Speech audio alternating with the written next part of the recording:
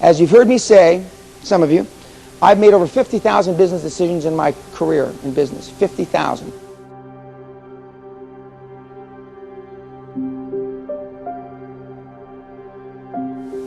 I make them like this, and I'm not talking about pencils and stationery.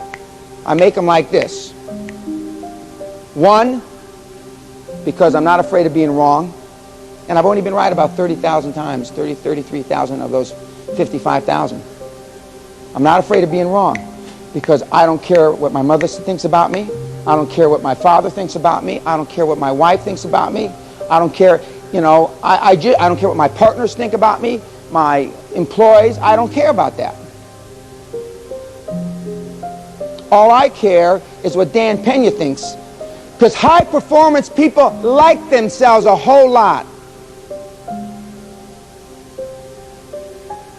And what you don't know, the freedom and the how you'll be empowered, and that's a buzzword. I don't like to use that word because all these doofuses use it. But you don't know, you have no idea how you'll be empowered when you're making decisions and you don't care what the person on the other side of the table thinks.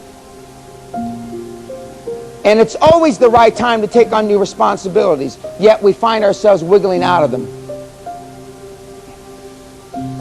And the reason that we rationalize is because internally we know there's such a thing called pay price to action. Now, I'm 15 pounds overweight, my doctor said, and he said, you know, if you wanted to be in perfect health, which everything else is perfect, my health, I'm well, you should lose 15 pounds. And I said, I'd have to give up 3 or 4 martinis and a bottle of wine every night. I'm not willing to do that. I know what it takes, and I know what I'd have to do. I used to run marathons. I ran the Boston Marathon, and I know what it took to train. And I'm not, you know, I don't run like that anymore. I Stairmaster. But I mean, we all know how to lose weight. We all know how to get physically fit. We all know how to build our businesses. And as some of you have heard me say, but I'm going to say it again because it's important. For this example, again, we all have 100 IQ. For some of you, I'm giving you some. For some, I'm taking away some. We all know nobody can have 10 times our IQ. Well, then why the hell do people make 10 times more than we do, 1,000 times more than we do? Why? Because they think and dream bigger than we do.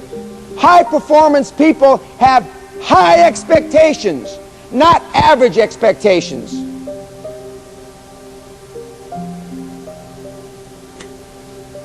We all have problems, but we don't want to solve all of our problems. And that's one of the things we're going to come away with today.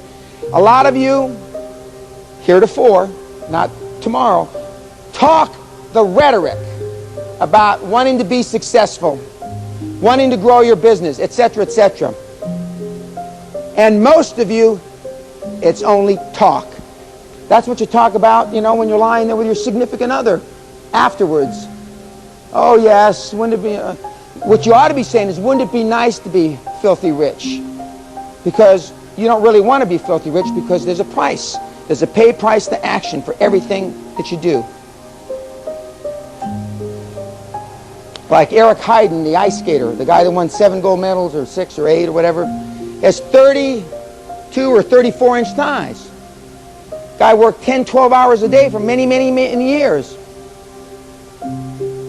His whole life revolved around that Olympics he went to. He had a pay price to action. You talk about a balanced life. Do you think that's a balanced life? Do you think because he walks like this it's balanced? That's another thing we're going to dispel. There is no balance in being a high performance person. I have a balanced life now because I spent 10, 15 years killing myself.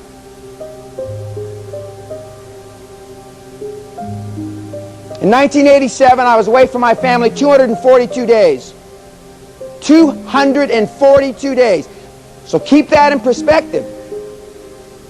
Some of you may go away saying, you know, I don't really know this, and I don't really want this now that I understand what it really takes. I've had people at the Castle Seminar. That's why I've just started them bringing their wives.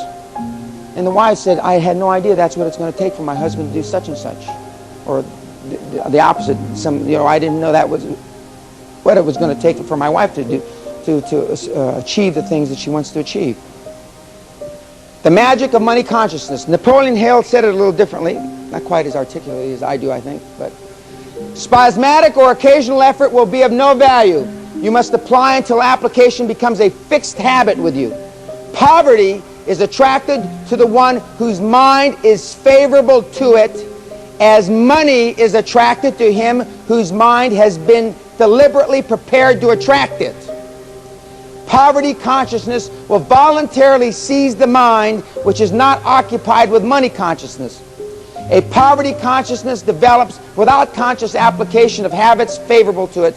The money consciousness must be created to order. You're going to hear me pound to death. You are who you hang around with. You hang around with successful people, high performance, you're going to become high performance. You hang around with doofuses, you're going to be a doofus.